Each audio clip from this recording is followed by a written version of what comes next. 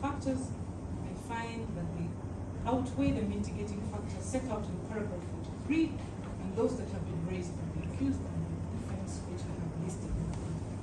The only saving grace is the public apology rendered to the appointing authority, the people of Karamoja and the public election.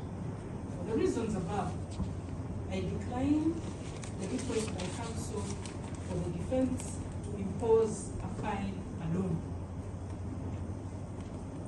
The reasons for this is as follows.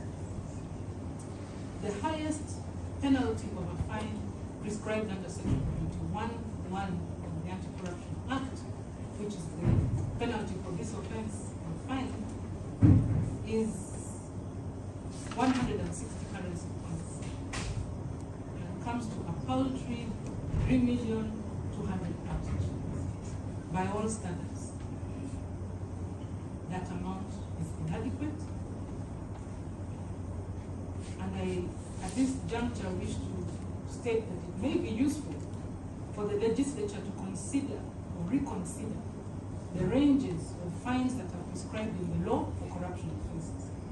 In my view, they are so low that they make it difficult to hand down to convicts in corruption cases.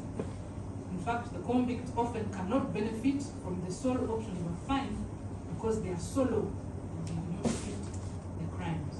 And one of the principles of sentencing is that the offense, the sentence that is prescribed by the court must fit the crime that is being committed. So, the sentencing guidelines recommend a starting point of 3.5 years for the offense of abuse of office. I will use that as a guide for the offense of dealing with suspect property, for which no ranges are specifically given. Now, since the aggravating factors outweigh the mitigating factors, and since I have already said you cannot render a sentence of a fine alone, I can only move upward from the starting range, which is 3.5 years. I'm of the view that the 5 years paid for by the state is on the high side, considering that the iron sheets eventually were recovered, though they are no longer new and have been kept somewhere in a certain state. The missing iron sheets have been paid for, the audit is remorseful.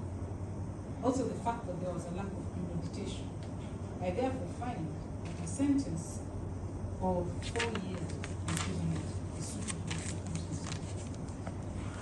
Compensation orders are intended to provide immediate relief to victims of crime and alleviate the grievances of complainants. In light of what I have stated about the recovery of the iron sheets, I decline counsel for the state's application for me to order a compensation order.